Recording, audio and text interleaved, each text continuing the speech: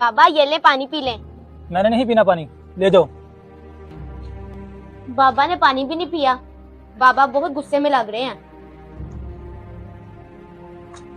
बाबा ये ले खाना खा ले। मैंने नहीं खाना, ले जाओ और तुम भी चले जाओ। पापा ने पानी भी नहीं पिया, पापा ने खाना भी नहीं खाया। पता नहीं पापा क्यों नाराज हैं।